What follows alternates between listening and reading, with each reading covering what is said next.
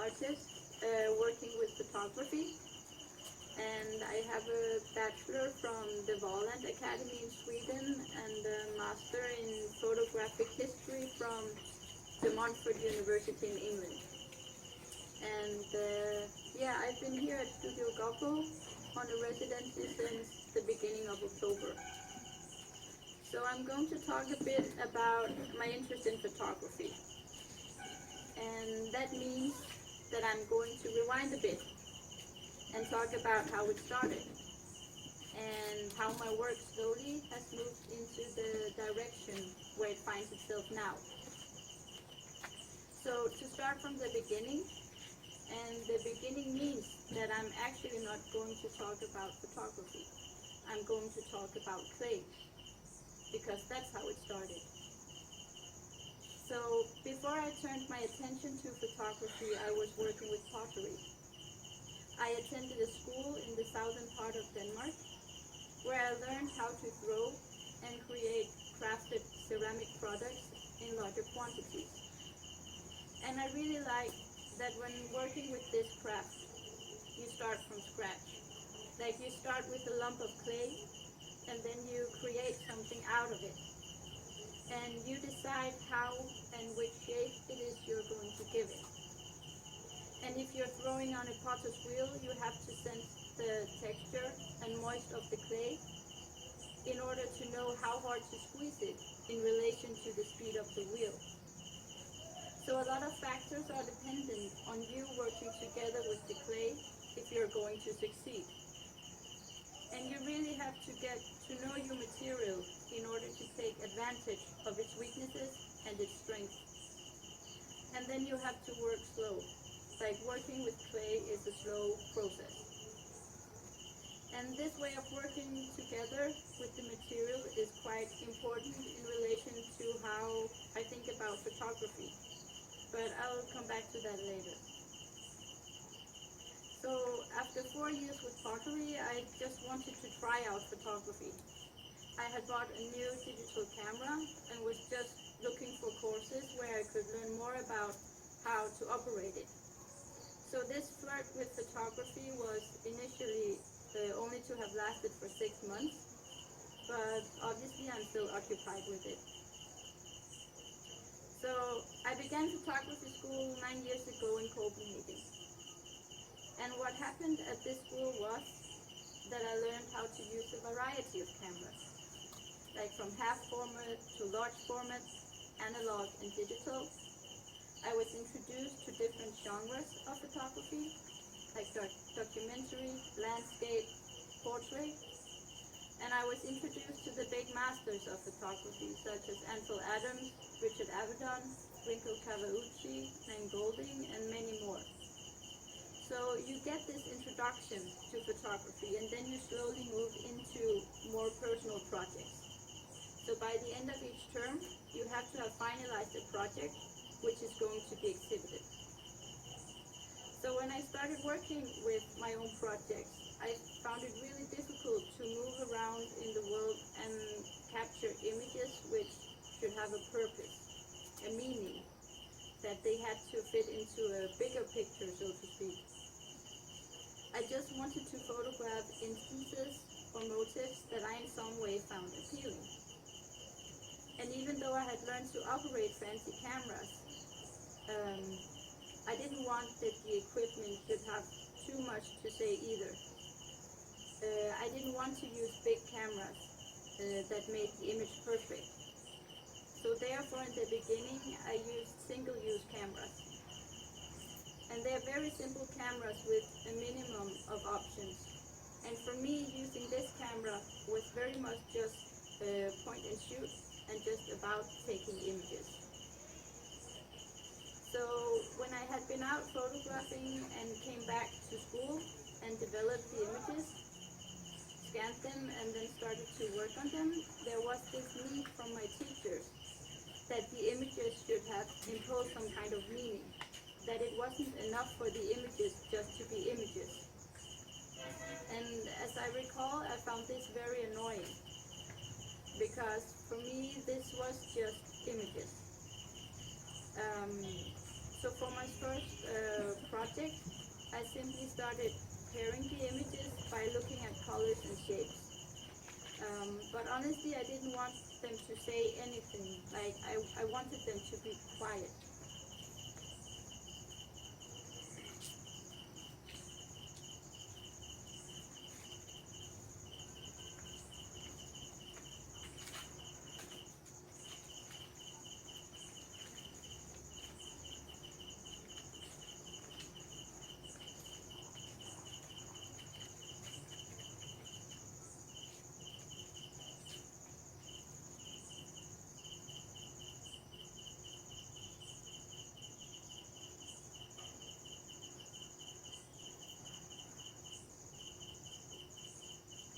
So I slowly began looking for a more hands-on approach in working with photography. I missed working with materials.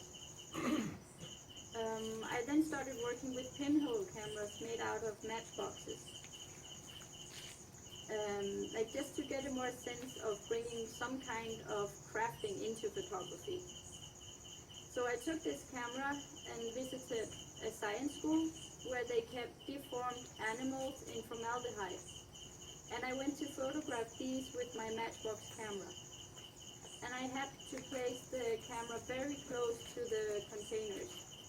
So with the position of the camera so close to the animals, it became an up-close study. And I took the photos in a dark room and used the torch to paint and light up the glass containers. So I literally painted with light in order for an image to be captured on the film in the camera. And the final images look like this.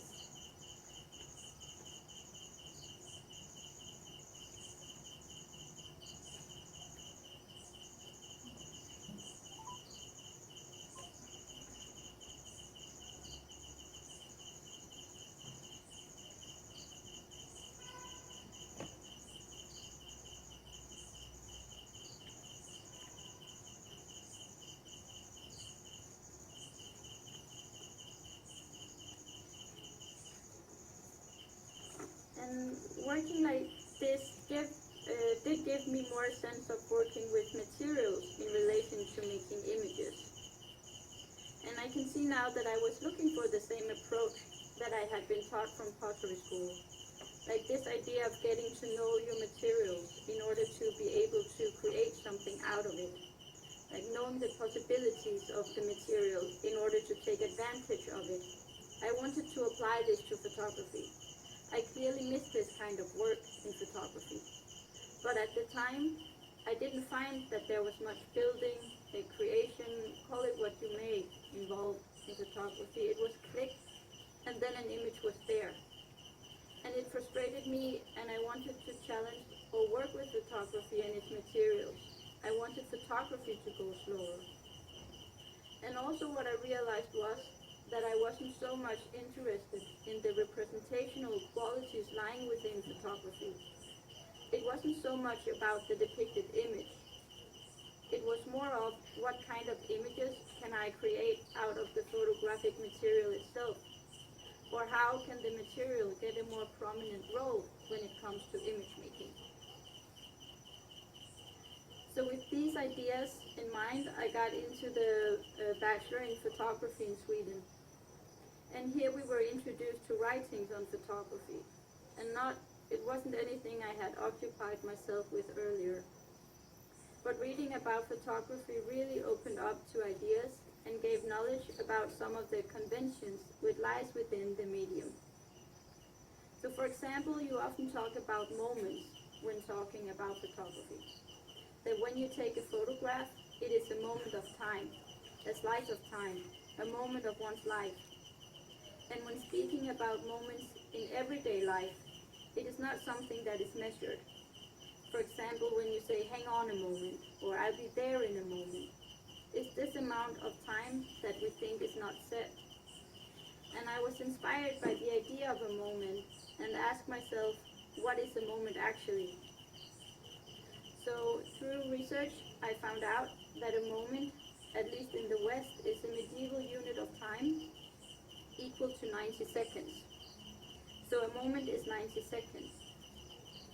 So So this gave me the idea of creating a photograph that looks like a timeline that has captured 90 seconds. So a photograph that shows the moment in its entirety. And I had this image in my head of how I wanted the image to look like. I just needed to make it. So once again I turned to the Matchbox camera, as it was easy to construct in order to create the photograph I wanted. That is, wanting to create a timeline.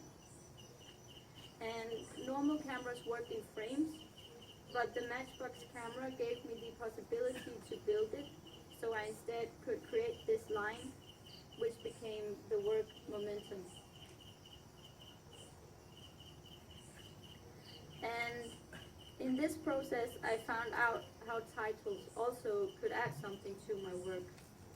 So for example, momentum is the Latin word for moment, and when speaking about momentum, nowadays, then something can have momentum, which means movement. So momentum both means moment and movement. So a double meaning which also relates to the method of how the image has been captured. So I continued to work with pinhole cameras and came across a method where it was possible to fold light-sensitive paper into a box and make it light-proof and add a small aperture and thereby turning it into a camera. And these images are just to illustrate how it's done, like you shouldn't make it in broad daylight. So when you're taking an image with this paper camera, you have to unfold it and develop it in order to see the photograph. So in this way, the camera ceases to exist. And I first did experiments in the color dark room with colored paper. But it was extremely difficult to fold and cover up the camera in complete darkness. In the black and white dark room it was easier, as the red safe light made it possible to see just a bit at least. But I couldn't figure out what to photograph with this technique. I didn't just want it to be a gimmick. I wanted the technique and what I photographed with it to be connected. So this project rested for about a year or two. And then one day I found out that this little box made out of paper was to photograph itself. So I placed the box in front of a mirror and then it took a photograph of itself, a selfie. And the result is a photograph which shows how the paper looked like once it was folded into a camera. So what you see, like the black square in the middle, that's how the camera looked like when it was folded. And here you have the rest of the selfie family. And then I slowly moved away from pinhole cameras into cameraless photography, where images are made without the aid of a camera. And this idea of shifting to cameraless photography came about when I visited an exhibition with images made by August Strindberg. And he's a Swedish playwright, poet and photographer who lived from 1849 to 1912. And between 1893 and 1894 he made these photographs. They're a bit dark, I think, but still he made them. And these were supposed to capture the light from the stars directly on a photographic plate, which he had placed outside in the dark of night. And it created these beautiful images, which instead of showing stars, had captured the damp and moist which occurred during the night, and he called them celestograms. And I was at the time inspired by him and had been looking at these photographs in books. So when I heard they were going to be exhibited, I was very excited about it, that I finally got to see them for real, like see their surface, sense the materiality, sense the time that had passed since they were made, But when I got to the exhibition, it was very disappointing. The images I had been longing to see was not there. Well, they were there, but not the originals. Instead, the exhibited pieces had been scanned and digitally printed. And that triggered something inside me. I got provoked by it. Like I wanted to see the originals. And this made me think of how one can create original photographs that doesn't make the viewer doubt that it is an original he or she is looking at, especially when thinking about the reproducibility that lies within the medium of photography. Like, how can you create a work where the viewer can be certain of that it's the real they're looking at? And that idea and thought made me start working on the piece, What Light Does. And it's done by exposing 145 pieces of black and white photographic paper with 145 different exposures of light ranging from 1.0 second to 14.5 seconds, and then processing these in the darkroom. So the brightest parts of the papers were exposed by short times of light and the dark areas with longer times. And I cut them into strips and started weaving them into this grid of light and time, which essentially is a photograph.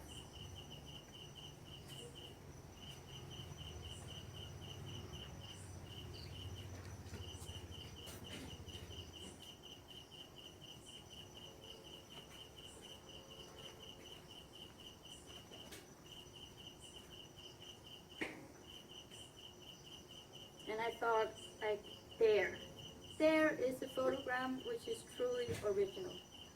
But even this piece was questioned. One person thought it was machine-made. So that went into the complete opposite direction of what it was I wanted to prove with it, which was that it was an original and nothing that could easily be reproduced. And when I had made this piece, a fellow photographer asked if it was a photograph, if there wasn't any recognizable motive. I said, yes, of course. For me it was clear as the day that it was a photograph because it carries all the essentials for being a photograph. It consists of light-sensitive paper, it has been affected by light and developed by chemicals. For me that is a photograph. But his question is very valid. Like, it tells a lot about how we've been taught to look at photographs. Images without recognizable motive needs new ways of looking. But how to look at a photograph when there is no recognizable motive? How do we read images when they appear abstract? Which questions do we then ask about the image? And questions and thoughts like these I find very interesting. And I think if you remove the motive, it gives more space to see and interact with the material and methods used in the making of it. So after making What Light Does, I continued working with photographic paper for the series Punctuality. And these works were created by layers of paper, 16 layers of exposed black and white paper in each work. And also these were exposed with different times of light from an enlarger in the darkroom. So instead of a photograph just existing of one layer, I wanted to create more depth into the photograph. So I used a Japanese screw punch to make holes through each layer. So when the 16 layers of paper are then put together, it gives the effect of the image going inward. It creates a kind of funnel.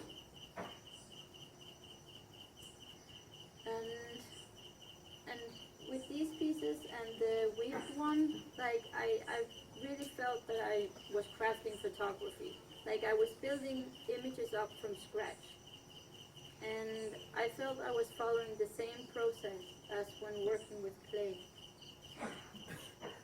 And I realized that what it is I'm also trying to do is to visualize photographic materiality, to show how photographs also can be made, so they are not just inkjet prints.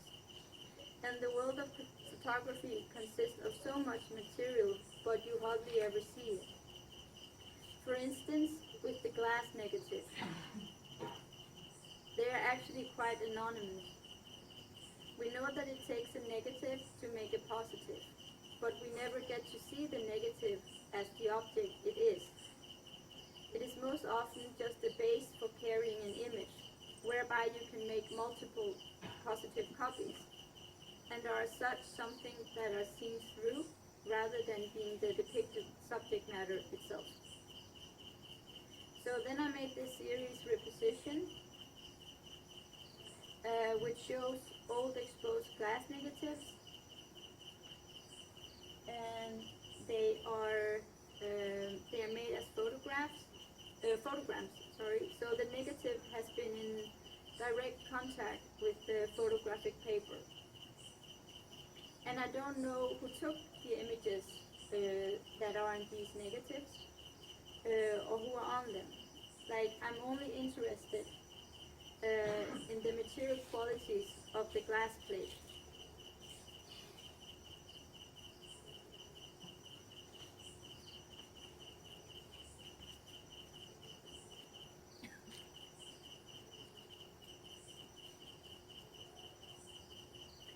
So in this sense, the Reposition series demonstrates how the original motives on the negatives are put in the background, and how the materiality of the glass negatives steps forward in the making of these new images.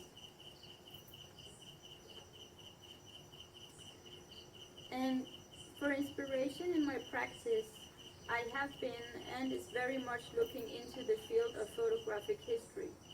So therefore, after my studies in Sweden, I moved to England and studied photographic history.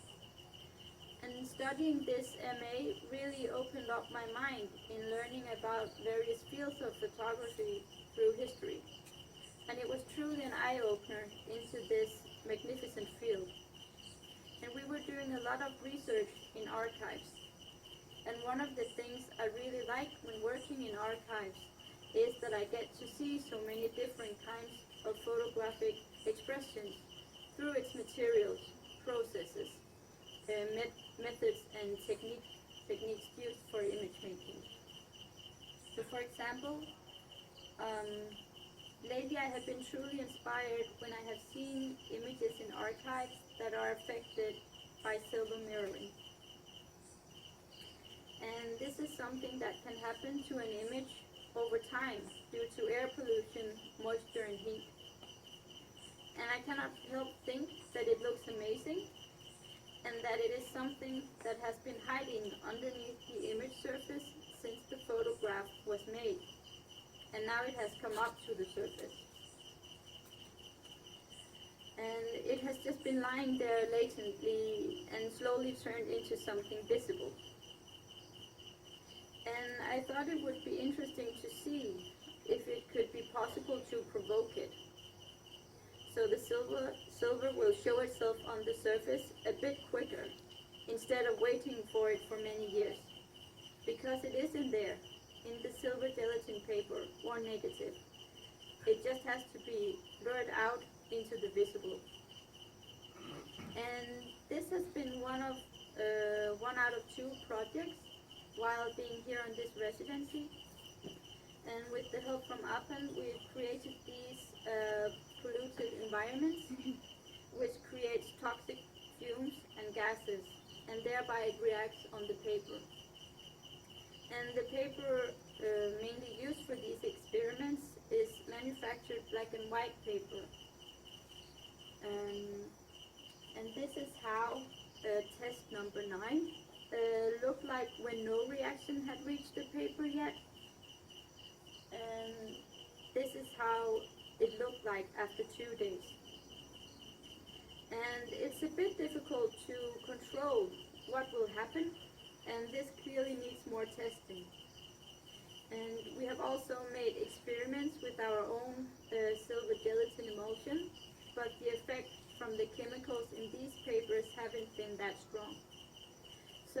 the exhibition, you'll find a selection of these experiments hanging in the windows, and furthermore, you'll find an example of one of the polluted chambers on the table. And new tests were made Thursday, and that batch looks like a slow one.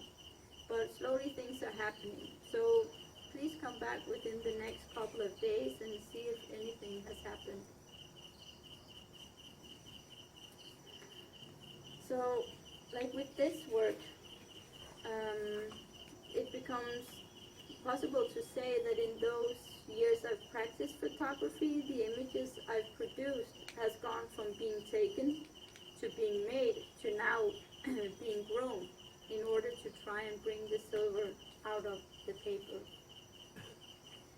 And to say a few words about the second project, I've been wanting to learn about the silver gelatin process for a long time. So I'm really happy to finally have gotten a glimpse into this fantastic and at times tricky and challenging process. And as already mentioned, then in photography the glass plate is most often synonymous with being a negative, like holding an image on one side. But a glass plate has two sides, and it's transparent. So how does it look like if the negative is to expose itself on the other side of the plate? So what I've been trying to do is to develop a method which allows me to make an image on both sides of the glass plate, where the negative is appearing on one side and then a positive of this negative on the other side. And I had no idea if it was possible, but in theory it should be able to work. So to say a bit about the process of it, then after having exposed a regular coated glass plate in the camera, the glass plate has then been developed, dried, washed in formaldehyde in order to fix the emulsion properly to the glass plate. Then it has been dried again, washed, and then I've coated it on the other side. So after drying, it has kept it in the dark room, and I've placed the plate with the emulsion side down and the negative side up. And I've exposed it with light from a torch, and then I've developed the plate again. So the negative forms a positive on the other side of the glass plate. And I've been experimenting with the thickness of glass as well, as the thickness between the two images creates an outline of the exposed object when you tilt the plate. So here you just see it from above, and here you see it from the side. And I've also been experimenting with the surface of the glass. When the glass is smooth, like you see right through it, and then I've frosted it, so you can't see through it, and doing it this way, when you have a negative and positive on the same plate, then it appears as a positive. So the light table in the studio shows examples of different steps in my effort of making it work. So please do explore and investigate the plates and see the different qualities that lies in them, depending on the thickness of the plate, the emulsion, and the different surfaces. And like as with the selfie, where I didn't know what to photograph with the method, I feel the same way with this one. Like I really like the idea of negative and positive in the same plate, but I do also want to use this method for the right purpose. So maybe in a year or two, I'll know what to photograph with it. So to wrap it up, like before coming here, I had the conception that I was already working with the materiality of photography. And in some ways I did, just in regard of their physical qualities of being photographic paper. But what I quickly realized is that here, like you take a step further back, here the image making begins with the chemicals. And I feel like I've dived deeper into what it is that constitutes an image. So I just want to take this opportunity and say thank you, Apan, wherever you are. Thank you. Yeah, thank you for broadening my view. Thank you. So, questions, thoughts, comments, please shoot. First, we need to go and check out things and we can ask. Yeah. Any questions? I think we should visit the district first and then come back and ask her things. Alright, but if any one of you have any questions, I think please ask her. Thank you. So you said you went to a photography school. Yes. From what I know of photography, usually the subject is what they stress on.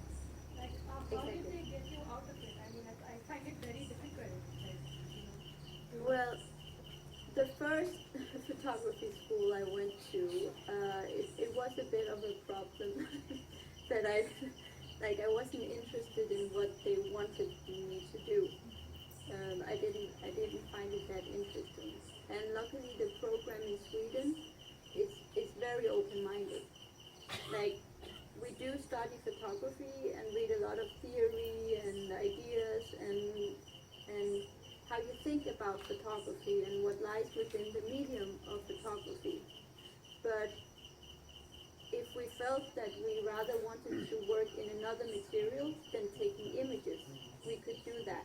It just had to relate to thoughts and conventions within photography. So in Sweden, they didn't try to push us in a certain direction. Like, it was very much up to ourselves to find our own way of working with photography. It's really nice to hear.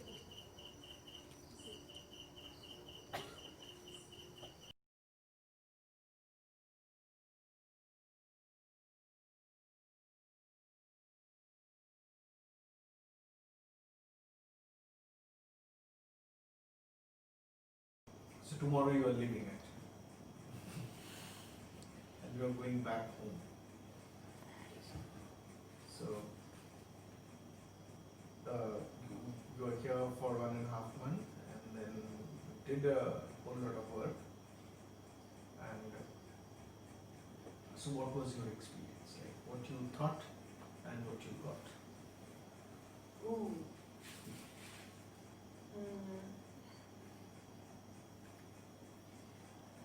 I think, as far as I remember, I came here with a very open mind because I didn't know what to expect, because I didn't know how I would react in being in a new country and a new culture.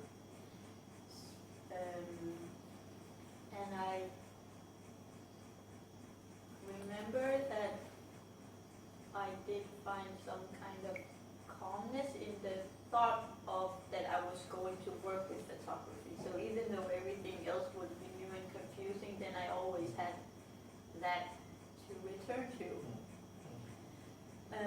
But like work-wise,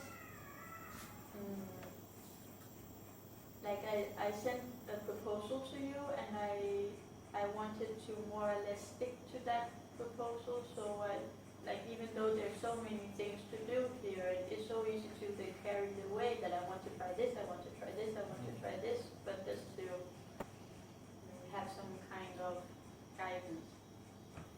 But still it wasn't set, the project, and I think, so that's, so that also made it like kind of relaxing for me that it was still open and wide. Yeah, so that's like a bit of about how it was before I got here, like expected that. Yeah. Yeah. And then what I got, oi oi oi, so much, like on so many levels, like not just work-wise, like it has been fantastic that I've been able to focus so much on my work and just not think about like everyday tasks, because if I, like this wouldn't be possible at home, because you have your rhythm and routine and so it has been fantastic, like to be able to concentrate so much, and it has been so easy because I live just up there, so if something had to like rest the emulsions or something, like it's easy just to go up and wait and come down again, like you don't have to plan so much, like it's just whenever it fits. And again, like work, when it comes to work, like all the discussions we've had about photography, like I feel like I've found like kindred spirits, that we have things in common, because there are not many people working with this. So it's so nice to meet people that like we think many of the same thoughts in regards of photography, and that has been very lovely. And I'm not done with this question. Yeah.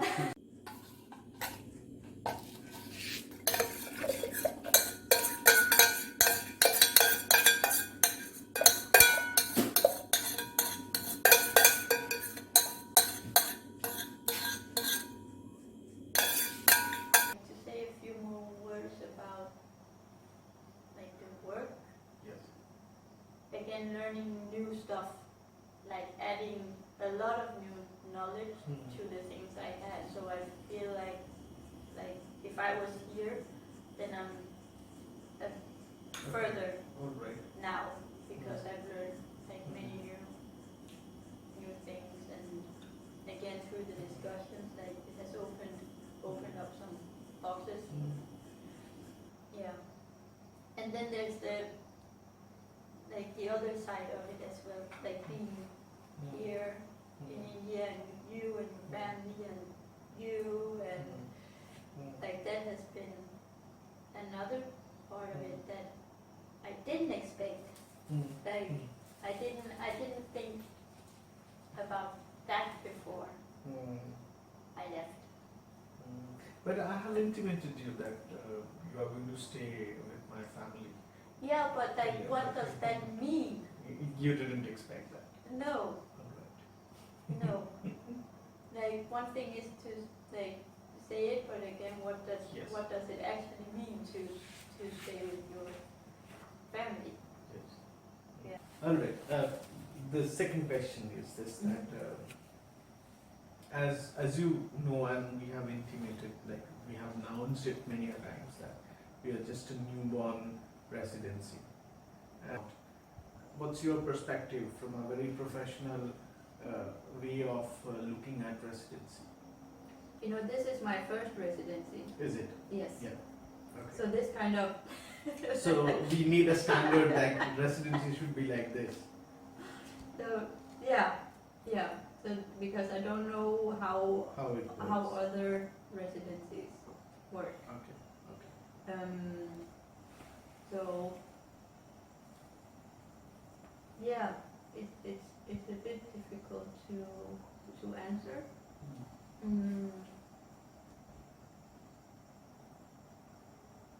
Yeah, but like there has been a good mix of certain things that, like in the beginning, we were working a lot, and I think that was needed, like to get going. And then it has been nice with these small trips just to make a break from all the work. And again, because this is not just a residency where you come to work, Yeah. like this has other like additions to it, because it's not just about No, work. it's just not about the work that you came and you produce your work and you go No. back. No, So they because you are a part of like Yeah. your family, Yeah. and again there's so much to learn about yeah. India and the culture. Yeah. Like as a space, as a space, this we the kind of an infrastructure and the kind of an expertise we offer, and the kind of an expertise we expect from the resident artist are like very open. It's related only. It has to be related somewhere or the other to photomechanical or photosensitivity rather. From that perspective, like as far as I know, residency is a space where people go and they produce their own work. They learn from somewhere. They learn from the environment. They learn from the surroundings. They learn from the visiting artist and all. But it's a kind of an here. It's a kind of a mixture of workshops and residency, and learning process is always there. Like you learn while you work. That is a kind of probably a shift from other residency programs. That's true. And that definitely needs another perspective, that how you are actually consuming the whole thing and then how you are producing it.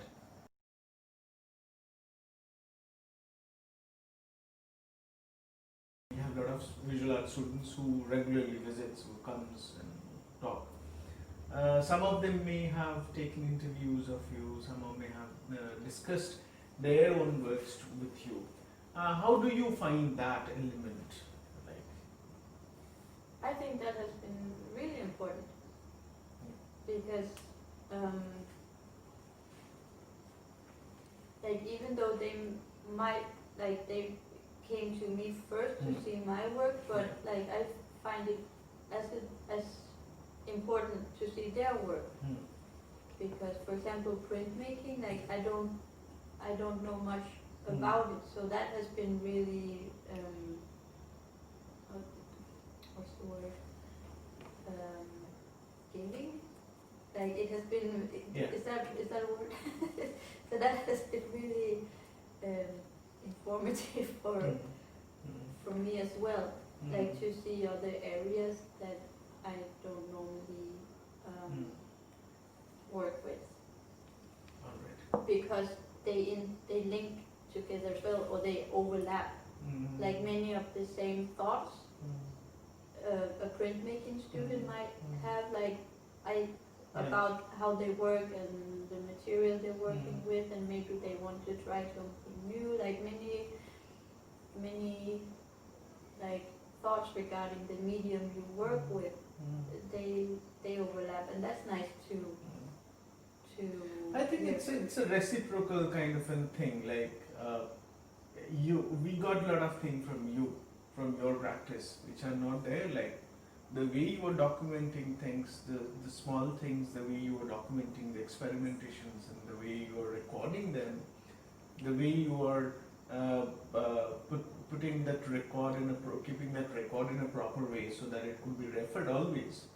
And we simply we learn it from you. Like it might be a simple gesture, but then we learn it from you because we don't have that habit. We never do it. Would you like to have it? Yes, of course, because like we are exploring in a numerous way here, both technically and theoretically. And there are certain experimentations which are fundamental experimentations which we haven't recorded properly. So what happens, it's like, this Indian tradition of Shruti.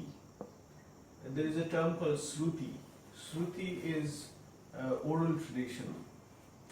So oral transmitted, the knowledge being transmitted orally, it's never been recorded. So the ancient civilizations, Indian civilization is one of the ancient civilizations in the world, and the whole set of knowledge about medicine, about astronomy, about mathematics, about art, about the proportion of art, proportional play of art, music, which are really like it's a huge body of knowledge, been all transmitted through Shruti, through oral transmissions. I don't know whether that effect is there or whether we are lazy. That I'm not very sure. Or that But- I have a bad memory and I have to write No, everything down. not that. Like we all have we have a shorter memory now. Like I can't remember so many things. But then it happens with me. When I do something, work with some experimentation, I am confident enough that I could remember it. Mm. But I fail all the time. But still, I do the same practice. That I'm always confident enough that I could remember it, but I can't. And at certain point of time, I lose those informations. Now, I have a habit of, I have a position of believing that, okay, like if you forget it, then you forget it. It's gone. You have enjoyed a certain moment and then it's gone. So it was supposed to be like that. So it's gone. I can repeat the process, I can repeat that experimentations or the thought. But that is the area which reciprocally help us. Like, all right, we have done it, and then this is the format how you should share. Even sharing, like the way you exhibited the whole thing, it's actually a kind of an process need to be learned. And I personally, I don't know about them, but I personally, that helped me a lot to understand it. I don't know whether I'll be able to do it or not, but it definitely helped me. That is one thing. So a residency program is not a one-way thing. It's a circular kind of a pattern. It has a circular pattern where it's a reciprocal. Like you give us something and we give you something, and it probably it's a kind of a mutual development of knowledge. That's what we found. Another area I would like you to discuss with that like my recent visit to China, and there was a museum where I saw a museum full with alternative photography prints, and what is not there, like the rarest of the rare things are there. Like I saw Sandy King's work, I saw all Chinese photographers' work, and there are methods like casing print, which I suppose there are very few people who works with it. There are daguerreotypes done by Chinese artists. I never heard of them. Those artists. Then I found a very unique process. It's called ferric iron-based carbon prints, which is absolutely rare, which Sandy King has done quite wonderfully. And I have gone through the entire exhibitions. This is the first occasion of such occasions where I can see all original prints with all these methods. But the problem is that, okay, those prints were good, the images were good, but then I never found the labor being justified, or the material being justified by producing those images. The kind of imprint and the way they had been shared, it could have been done by digitally, and there wouldn't have been any problem looking at it digitally. Because a Waitley Claudian cannot establish his connection to being a Waitley Claudian. The characteristics of Waitley Claudian is there, but it doesn't make any sense, it doesn't justifies it. It's only Waitley Claudian and you have put your labor there. But the question why we are clicking this image with Waitley, that justification is not there. And I personally am working in all these alternative photography medium, it's almost now 20 years. And this is the major problem I found in entire practice of handmade photography or handmade photography practices, that it's just a kind of an spectacles, like you're producing spectacles. And I think that is a kind of an disease of which is coming out, because it has all the power to make things spectacular, and it has all the power to use it temporarily, like to make you mesmerized temporarily. But that doesn't necessarily mean that it produces something. Like you need to make a wet plate collodion which is slow, so you are setting up a still life, and that still life could be with anything.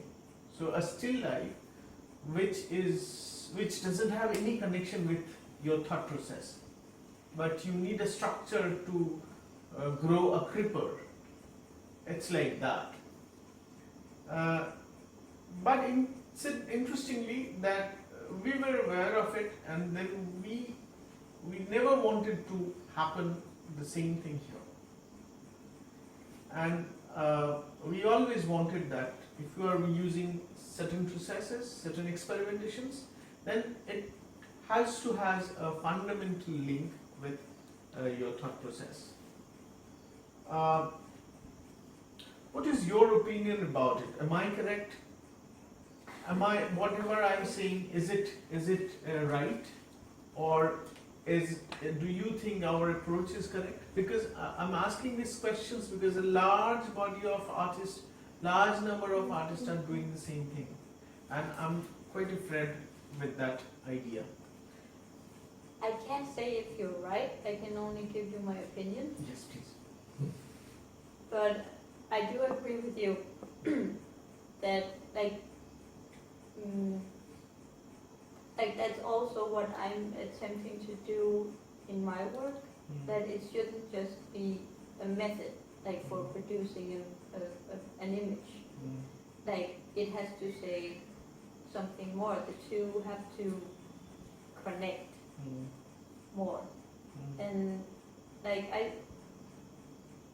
I find it a problem, like too, that people don't, when working with these kind of processes, like that how to say it? Yeah, that the, as you say, the image could be everything. Could be anything. Yeah, and I think that's a pity. That's irrelevant. Like the image is irrelevant. Yeah. But how to like move away from that? That is probably the most difficult part of image making. That what do you want to express? What do you want to share? Rather than how do you want to share? How and what are mixed together. Like it's also one helps to other. But maybe it doesn't have to be just in one way. Yes, there could be thousands ways. Like that's what makes it interesting too. Like that you have like your ideas about it, and then some other people, like they work how they want to do, and that's what makes it interesting when then the discussion comes. That's again, photography is not just supposed to be in one way. There are so many levels of working with it, and that's what's interesting with this field. Like there's nothing wrong or right, but you can always question different ways of working, or the methods, or how you think about image making, think about the subject you use, or Well, last questions. That is like, now this is a very basic questions that did I enjoy it? Yes. no. Oh. I was asking about that. How do you find the? I'm quite nervous about the space where you stayed. Oh, still. Yeah, I was. Okay. I was, because nobody stayed there for a long time, and so how do you find that? Whether it is comfortable or not? It's all comfortable. And what about the infrastructure we have? Do you think is there any area which we should improve, which we should take care of? Um, do you find any sections which we should think of deeply and we should alter, except mosquitoes? That I can't help. Like you mocked me today for being Danish Mm. and with planning Yeah. and being on time. So maybe like a bit more structure or like that a bit of more planning ahead. Okay. Like I do like the spontaneous part as well, but sometimes it also interferes. Yes. Like Yes. yes. So planning in which terms, like for? I think about visits. All right. And when people come and when they can visit and all. Yes, Okay. All right. yes. Because then if I'm in the middle of something and then people come and then okay, then I have to leave everything, and if I was just yeah in the Alright. middle of something, so maybe a bit more planning ahead, or that makes my planning easier Yeah. as well of Yeah. the things I need to do. Yeah. All right. That we will take care. But the space is perfect. The Up space is there. perfect. You should try and live there like the next 2 weeks. Yeah, sure. All right. Thank you.